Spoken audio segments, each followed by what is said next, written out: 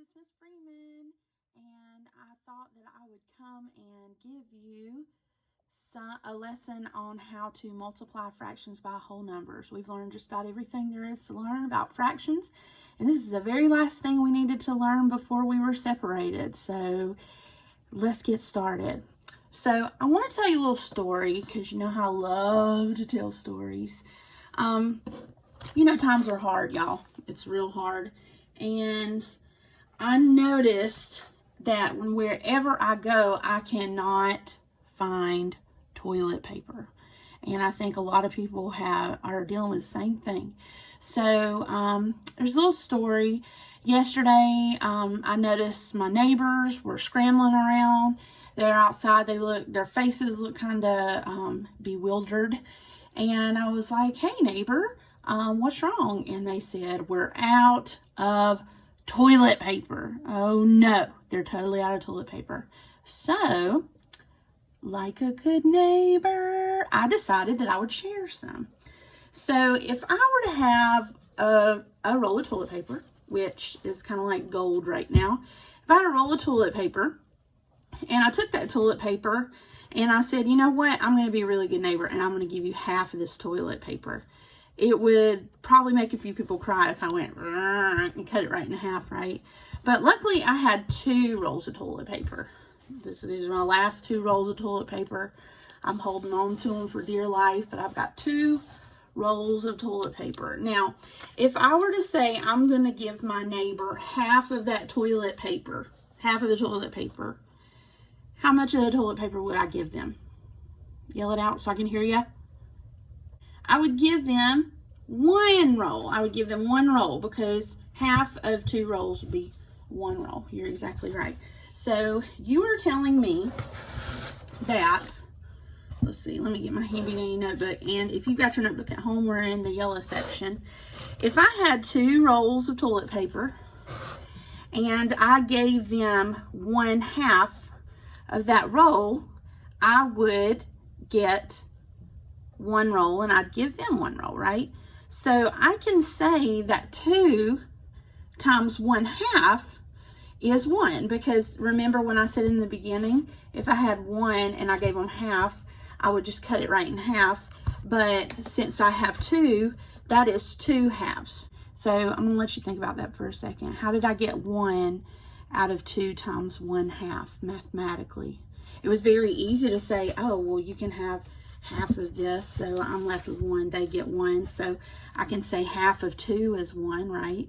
So I could also say 1/2 of 2 equals 1.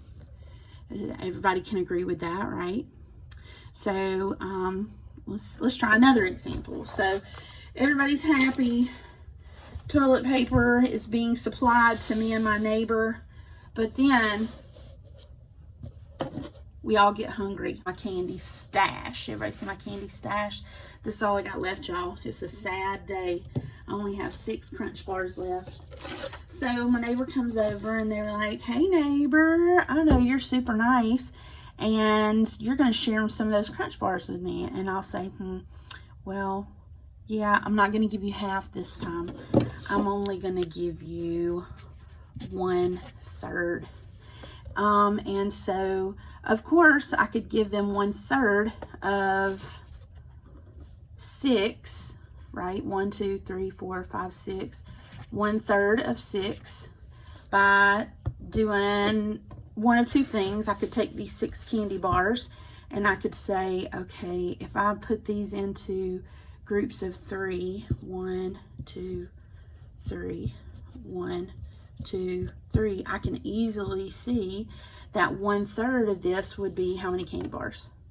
2 candy bars, right? I could even cut a candy bar up and show you that 1/3 of a candy bar, if I gave them 1/3 of each candy bar, which wouldn't be very sanitary, but if I cut each of these candy bars into thirds and gave them 1/3 of each candy bar and put all the candy bars back together, it would make 2 candy bars. So either way, 1/3 of 6 is 2. It's the same as saying 1/3 times 6 equals 2. but I'm wondering how that works. Well, let me show you, friends. As I eat my candy bars later, I'm going to save those. When we multiply fractions by whole numbers, it's a lot easier than you think. When we multiply a fraction by a whole number, what we're doing is we're saying this whole number is, every whole number is still a fraction. For example, 6 is actually 6 over 1. That means 1 part to make a whole, and I have 6 of them. And the rules for multiplying fractions, of course, is multiply on the top and you multiply on the bottom. If you have 1/3 times 6 over 1, you're going to get 6 times 1 is 6. 3 times 1 is 3. But 6/3 and 2 are the same thing. How do we get that? Because we're simplifying. We're saying that 3 can go into 6 how many times?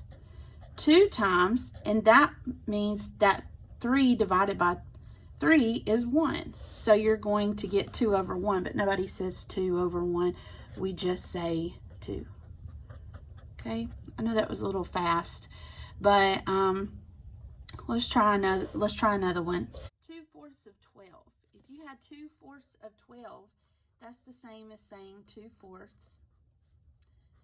12 times, right? It's, if I gave away 2/4 of all my Crunch bars, but I had 12 Crunch bars, that would be 2/4 Crunch bars 12 times, right? So let's multiply. I'm going to multiply by my top numbers. So that's 24, and then 4 stays the same because 4 times 1 is 4.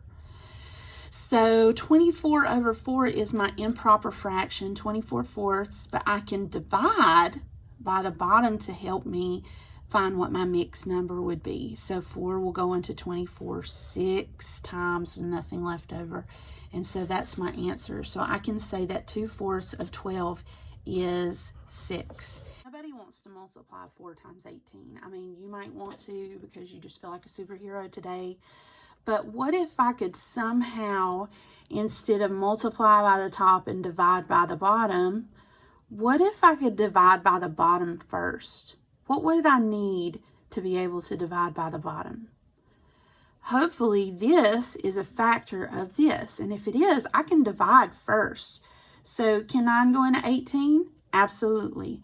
So I can actually divide by the bottom first and say 18 divided by 9 is 2. So that means 1/9 of 18 is going to be 2, but I have 4 times that much. So 4 times 2 is actually 8. So 4/9 of 18 is 8. I can do the same thing, but I can do it backwards if my denominator is a factor of 18. So let's go to here. 4/9 of 18 is 8. So let's go through our steps really quickly. The first thing that you need to do in order to multiply a fraction by a whole number is to multiply the numerator by the whole number. Why? Because the whole number is the numerator of the other fraction that you're multiplying. Remember? So multiply the numerator by the whole number, and then you keep the denominator. Why do I say that? Because again, all we're doing is multiplying by 1, so if you notice, it all stays the same. Always stays the same. In 4th grade it does. In 5th grade you'll start multiplying different denominators, so it will change. But to save you time and stress, just keep the denominator. Last step is to divide by the denominator.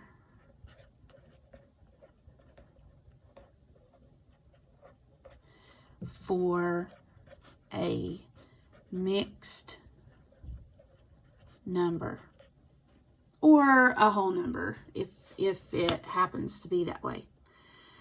Okay, so hopefully that will help you. I'm going to attach a few more videos, and they're going to simplify every time. So you'll see this third step happening in every one of the videos I send you.